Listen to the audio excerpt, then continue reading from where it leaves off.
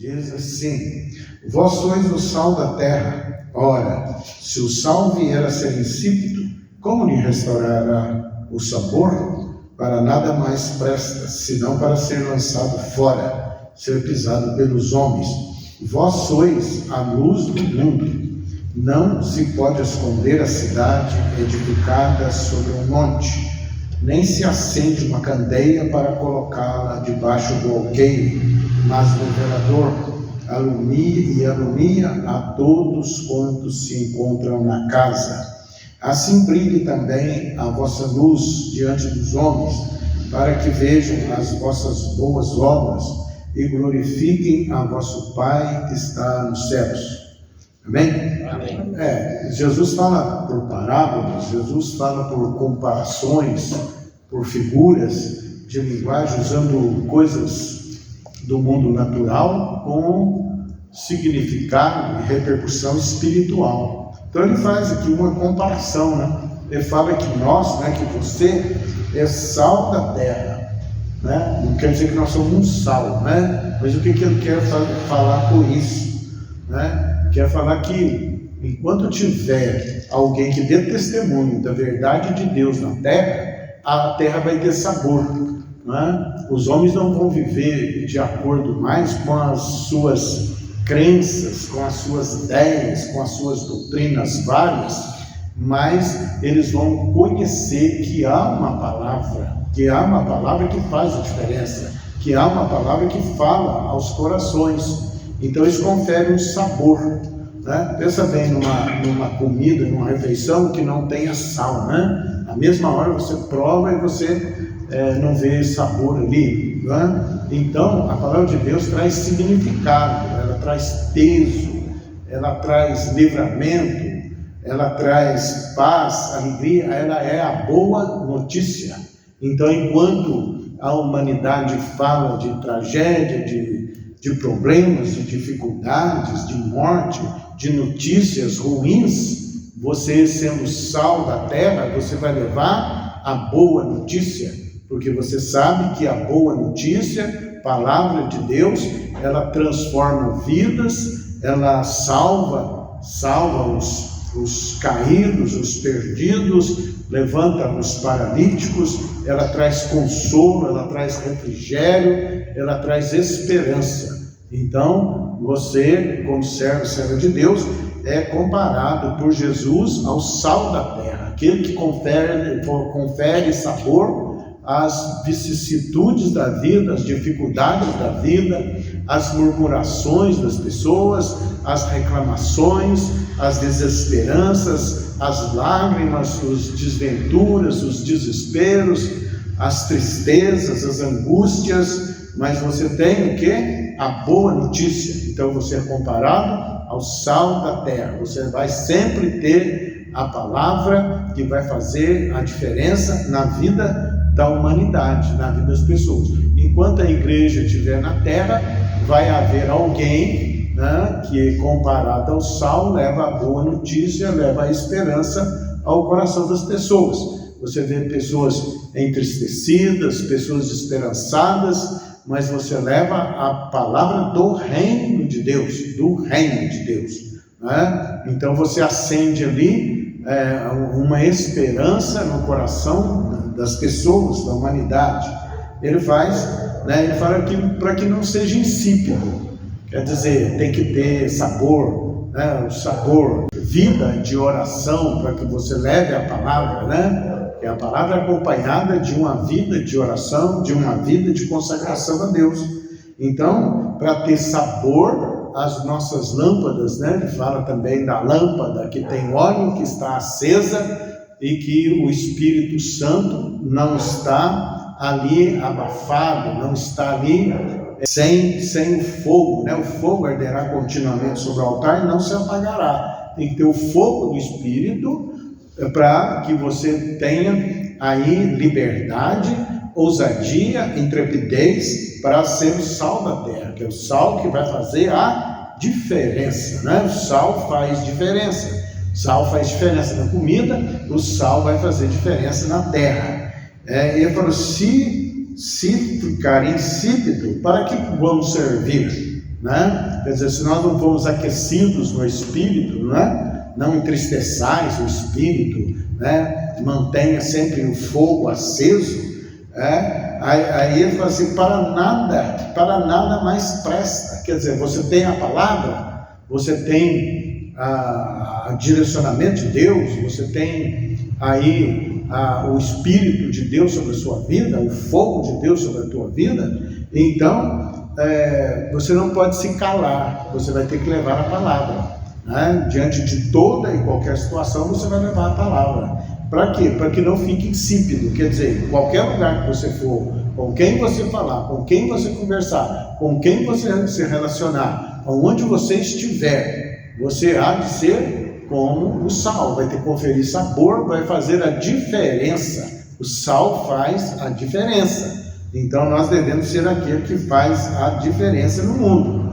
Para nada mais presta. Se nós ficarmos quietos, não ficar calados, se nós não transbordarmos em espírito, se nós não levarmos a palavra de Deus, né? Se nós formos frios, gelados, então o sabor acabou, né? Então para nada mais presta, a não ser lançado fora e pisado pelos homens. Se você não sustentar com ousadia, com intrepidez a palavra de Deus, quer dizer, a palavra dos ímpios vão querer te abafar. É isso que está dizendo aqui, ser pisado pelos homens. Mas quando você com toda o poder do Espírito Santo, com toda a ousadia, a intrepidez, você testemunha da palavra de Deus, né? Quer dizer, o que diz a palavra? Eu lhes darei boca e sabedoria que ninguém poderá lhes resistir e nem contradizer. Então a tua presença vai fazer a diferença. A tua presença vai mudar ambientes. A palavra que sair da sua boca, anjos vão executar aquela palavra,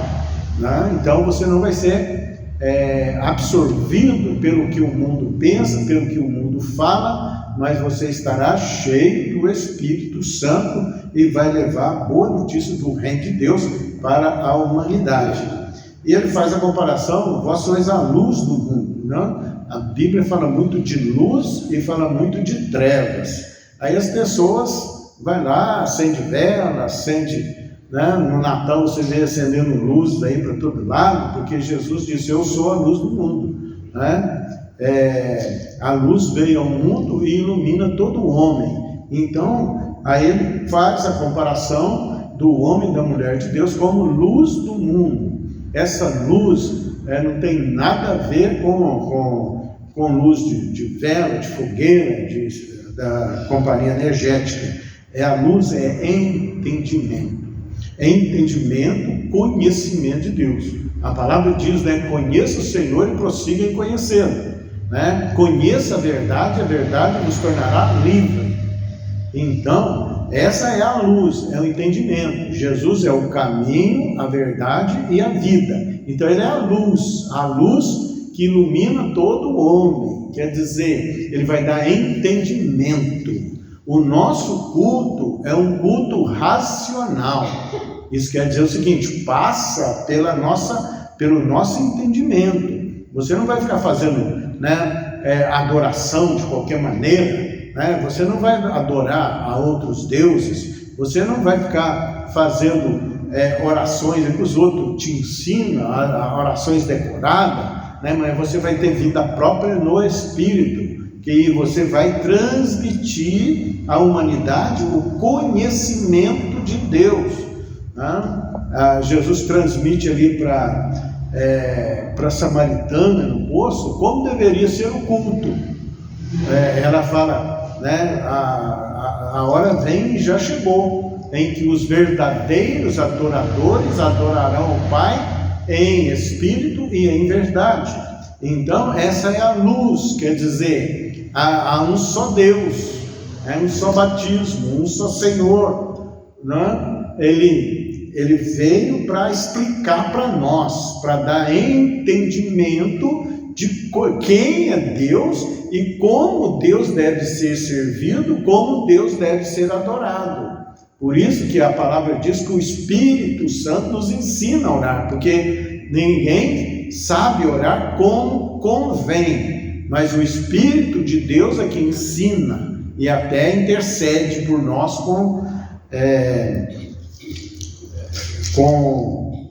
intercede por nós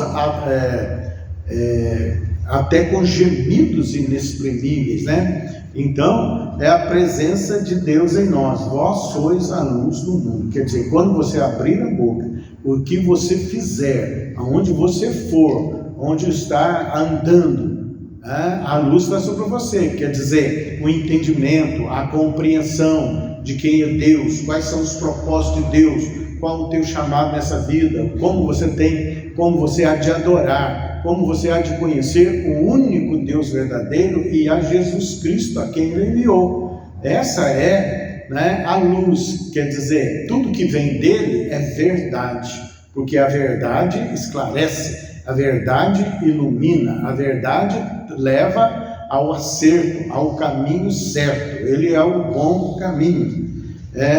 E ele diz que não se pode esconder a cidade edificada sobre um monte. Quer dizer, ele acendeu àqueles que o aceitaram, acendeu aos que receberam Jesus como Senhor. Então, é o fogo de Deus, a luz de Deus está sobre essa pessoa. Agora, isso não pode ser escondido.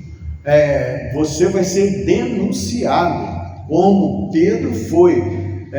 Jesus estava sendo preso e inquirido, e Pedro então foi atrás e ficou ali se aquentando ali, porque a noite era fria, e chega uma criada e fala assim: você estava com ele, né? Falou assim: não conheço esse homem, né? Embora quisesse negar, ele não conseguia. Você fala como um deles, né? Você fala como um deles. Quer dizer, não tem como negar, porque a sua atitude, a sua presença, o jeito que você falar, o jeito que você comportar, te denuncia.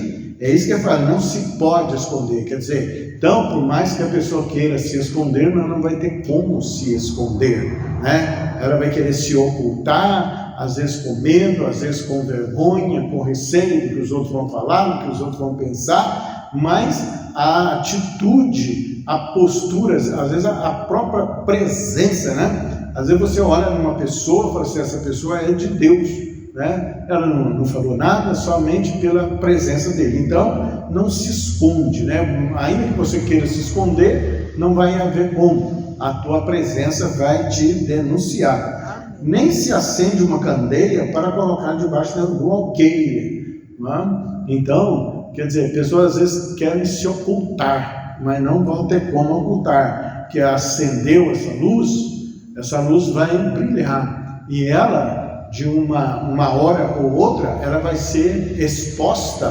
publicamente. É isso que acontece, né? Todos vão saber, essa pessoa é de Deus, essa pessoa, né? Ela até eles falam, evangélica, né? Mas não entende que ser evangélico não é ter uma religião, mas ter a palavra de Deus como regra de fé na sua vida, né? Então, nem se acende uma candeia para colocá-la debaixo do alqueire, mas no velador, e alumia a todos que se encontram em casa. Quer dizer, todos que estiverem à volta vai ser tocado pela presença, vai ser tocado por Deus em você, vai ser tocado pelas suas palavras e pelas suas atitudes. E ele prossegue aqui: assim brilhe também a vossa luz diante dos homens. Ele fala que essa luz, ela não é fosca, ela não é, né, de penumbra, né? Ela brilha, quer dizer, ela transborda, ela enche todo o recinto, toda a casa, né? E vai encher toda a terra pelo testemunho, não? Para que vejam as suas boas obras. Quer dizer, você não vai fazer o que o mundo quer que você faça, andar nas transgressões, andar com vida desregrada. Não, vão ver as suas boas. Não, esse não faz isso, esse não anda com a gente, é por causa disso, né? Então, para que vejam as vossas boas obras, quer dizer, vai fazer boas obras, e glorifiquem a vosso Pai que está no céu. Quer dizer, podem até criticar à primeira vista, né? Mas vai ver Deus em você, vai ver Deus nas suas atitudes, na sua ação, na sua presença, da sua presença. O Salmo 69, né? Ele diz aqui, pois tenho suportado afrontas por amor de ti, e o rosto se me encobre de vexame. O que isso aqui está falando? Está falando do lamento de Jesus, né? Jesus, ele foi o que? Ele fez o bem, ele proclamou as verdades, ele deu sinais e poderes de Deus, milagres, e tudo que ele fala é algo de bom, mas mesmo assim foi perseguido, afrontado, humilhado, né? Chega a ser acusado injustamente. Então, aqui é o lamento dele, pois tenho suportado afrontas. Quer dizer, você vai ser luz, né? Você vai ser sal da terra, luz do mundo, vai suportar afrontas. Isso é inevitável.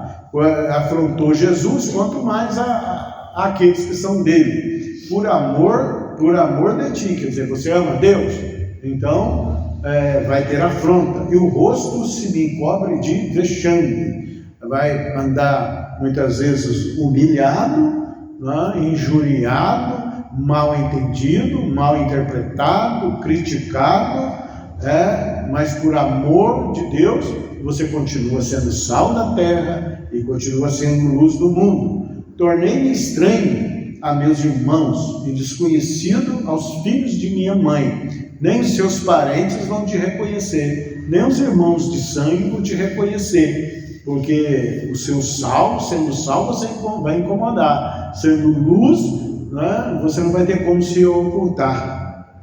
Pois o zelo da tua casa me consumiu, e as injúrias do que te ultrajavam caem sobre mim. Então, as injúrias que você recebe é por Jesus, né? Essas injúrias são feitas, na verdade, a Deus. Ele fala assim: aonde você for, sou eu que vou, né? Jesus fala assim: aqueles que recebem você, é a mim que recebem. Se aqueles que derem ouvidos a vocês, estarão ouvidos a mim. Por quê? Porque você é sal da terra, você testemunha, você leva a verdade, né? Você tem ali boas obras, faz a diferença. Então você zela pela casa de Deus, você está zelando pela casa de Deus, e isso te consome. Quer dizer, né, você chega até a lamentar porque que as pessoas não recebem, mas você, aonde que você for, né, é Deus quem vai contigo. Então saiba discernir a presença de Deus em você. Deus está presente em nós somos templo do Espírito Santo, e nós não servimos a Deus apenas no culto, não, nós somos inseparáveis de Deus. Aonde a gente andar, por onde a gente for, onde trabalhar, até dormindo, né? A presença está lá. Saiba discernir a presença de Deus em você. Você agora cuida da casa de Deus, que é do templo do Espírito Santo. Você é templo do Espírito Santo. E chorei, em jejum está a minha alma, e isso mesmo se me tornou em afrontas. Então, aqueles que são de Deus, que decidem viver piedosamente em Cristo Jesus, serão perseguidos. Você fala, serão perseguidos, serão maltratados. O mundo não aceita, porque o mundo quer viver a sua própria maneira, quer ter, quer folgar-se, são mais amantes dos prazeres do que amantes de Deus, e tem uma boca de blasfêmia que fala tudo contra Deus, mas você fala dando testemunho de Deus, né? E diz aqui em 2 Tessalonicenses, fala que e com todo engano de injustiça aos que perecem, porque não acolheram o amor da verdade para serem salvos.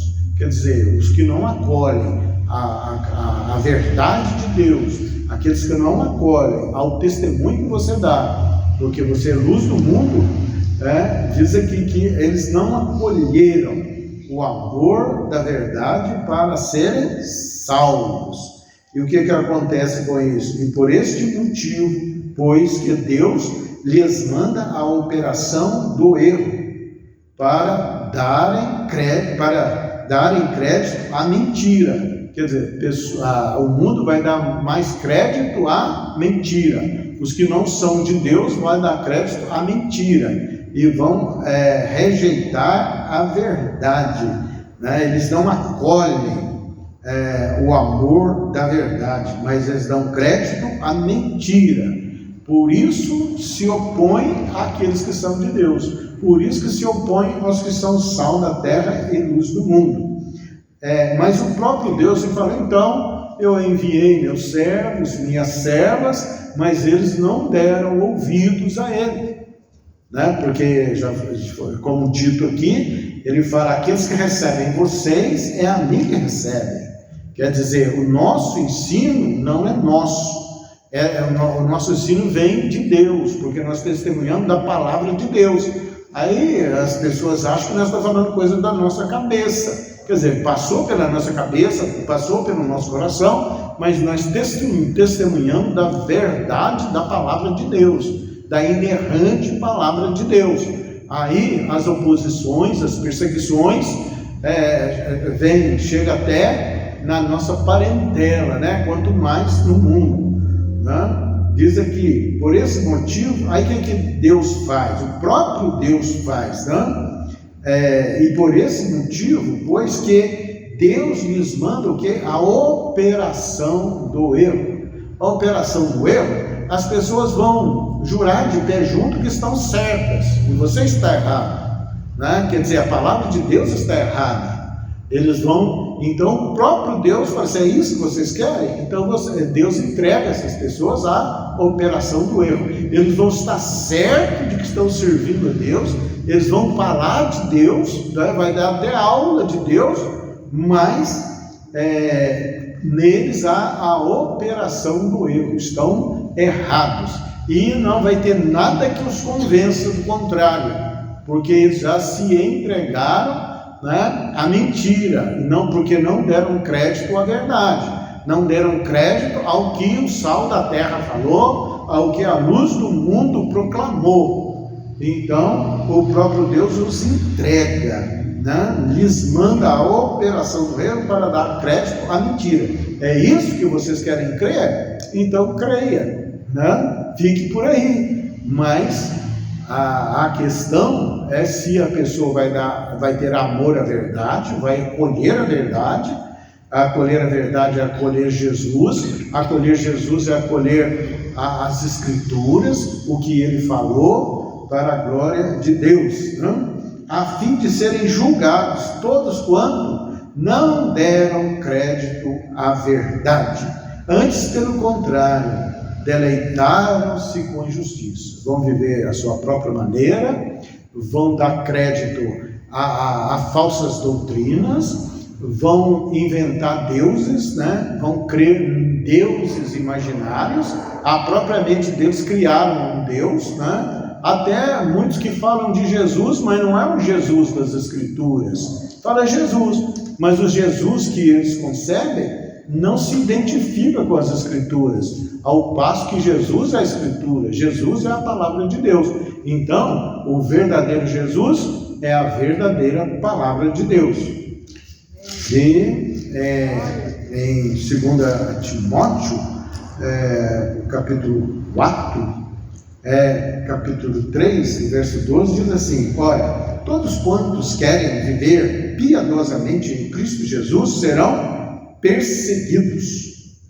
Então é uma realidade, nós não podemos fugir disso, tá? Então não se exaspere, se falar mal de você, se injuriar de você, né? Quem te abona é Deus, quem te justifica é Deus, né? E diz mais aqui no verso 16, capítulo 3 de 2 Timóteo, fala o quê? toda a Escritura é inspirada por Deus e útil para o ensino, para a repreensão, para a correção, para a educação na justiça. Meu Deus, as Escrituras é Deus falando conosco, Deus falando com a humanidade, né? Eu vejo pessoas às vezes contestando, ridicularizando, falando que não é bem assim. O que eles estão falando? Eles estão falando que Deus é mentiroso, mas que eles são verdadeiros. Outros dizem que tem que reescrever as Escrituras, porque o mundo mudou, a atualidade é diferente, a modernidade é diferente. Não, em Jesus, em Deus, é sempre o mesmo. Nele não há mudança nem sombra de variação. Então ele inspirou a Escritura. Para quê? Para quê? Né? Por Deus. É útil para o ensino. Quer aprender de Deus? Medita na palavra de dia e de noite. Para a repreensão. Quer dizer, pensamos diferente, pensamos de forma errada, então ele vai nos repreender. Fazemos coisas ilícitas, coisas sujeitas à repreensão, ele vai nos reprimir, fala, só não vá por esse caminho, não ande assim, não se comporte assim. Essa é a palavra, coloca nós sob disciplina. Para a correção, ele nos repreende e nos dá o que? Correção. Essa não é a forma de pensar. Você está agindo errado. É isso que as Escrituras falam. Para a educação na justiça, que você vai ser educado, vai ser como um bom soldado, que vai usar as armas lícitas para vencer. É o que ele fala. A fim de que o homem de Deus seja perfeito e perfeitamente habilitado para toda boa obra. Vai produzir resultado. A correção, o ensino, a educação na justiça vai fazer o que em nós? Para que sejamos habilitados para toda boa obra. Né? Então isso vai produzir resultado. Não vai ficar parado. A palavra de Deus não é apenas um livro teórico, não é um romance que você lê e você larga para lá. Não, ela vai provocar resultado na nossa vida. Amém? E ele, né, aqui Paulo, né, capítulo 4, verso 2 em diante, de 2 Timóteo, ele fala assim, prega a palavra, quer dizer, fale, insta, quer dizer, insista, quer seja oportuno, quer não, peça a Deus a oportunidade, peça a Deus para criar a oportunidade, né? Corrige, repreende, exorta com toda a longanimidade e doutrina.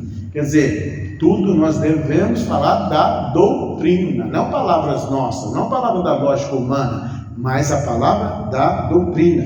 Pois haverá tempo em que não suportarão a sã doutrina. Você que ouve a palavra, às vezes, né, está rebatendo, está dizendo que não é bem assim, né? Está escrito, né? Pois haverá tempo em que não suportarão a sã doutrina. Pelo contrário, o que eles vão, quando não acolhe a doutrina de Deus? Pelo contrário, cercar-se-ão de mestres segundo as suas próprias cobiças. Os homens são tocados por cobiças, então eles vão procurar mestres que lhes satisfaçam os desejos, né? Os desejos da alma deles, tá? Para que fiquem bem satisfeitos, tá? Mas a palavra de Deus não nos coloca nessa paz, né? Vamos dizer assim, nessa concordância com o nosso eu. Não. Ele vai repreender, ele vai ensinar, ele vai corrigir, não é? Então, haverá tempo em que não suportarão a sã doutrina. Pelo contrário, cercar-se-ão de mestres segundo as suas próprias cobiças. Vai querer procurar alguém que fale o que você quer ouvir. É isso, né? Faça isso, faça aquilo. A pessoa, mas isso é bom, então nós vamos dar ouvido, né? Mas nós devemos dar ouvido o quê? A palavra de Deus. Se alguém falar para você coisas de facilidades, né, que massageia o seu ego, cuidado, né? Você vai ficar com a palavra de Deus. Por isso, a receita de Deus, medita na lei de dia e de noite, né? E cuidado para que ninguém vos engane. A palavra de Deus não nos engana. Então, por isso que o relacionamento com Deus é imprescindível. É a oração, é a meditação na palavra, é a consagração. Cercação de mestres segundo as suas próprias cobiças, como que sentindo coceiras nos ouvidos, né? Sai, né? Você já viu gente que anda para todo lado, né? Quer ouvir, né? Quer uma profecia, quer isso. E acaba às vezes dando muito mal por causa disso, porque não tem vida própria no Espírito. Nós devemos ter vida própria no Espírito. E vida própria envolve consagração, envolve relacionamento diuturno com Deus, meditação na palavra, inevitavelmente, né? E se recusarão a dar ouvidos à verdade, entregando-se às fábulas. Quantas pessoas estão entregues às fábulas, às doutrinas falsas, às falsas religiões, as religiões, né? Cada um inventando uma coisa, cada um criando um Deus para si, e até vivem bem na terra, aplaudem, fazem shows, coloca aí templos que mais é uma confraria, né? Confraria, só um encontro de amigos, de companheiros, né? De pares. Mas e a palavra de Deus está produzindo fruto no coração? Nós estamos dando crédito à verdade de Deus, ou estamos entregando a fábulas, coisas engenhosamente inventadas pelos homens, né? Aqui diz: tu, porém, sê sóbrio em todas as coisas, suporta as aflições, faz o trabalho de evangelista, cumpre cabalmente o teu ministério. Amém? E que nós possamos falar como Paulo um dia falou, né? Combati o bom combate, completei a carreira, guardei a fé. A palavra de Deus é o espelho da perfeição. Toda vez que nós pregamos, que nós ouvimos, que nós meditamos, Ele está nos corrigindo, né? Repreendendo. Para ser assim, a forma certa é esta, a verdade é essa. Amém? Deus te abençoe em nome de Jesus, você que está ao alcance da nossa voz. Amém. Receba a palavra da verdade em nome de Jesus. Amém. Graças a Deus.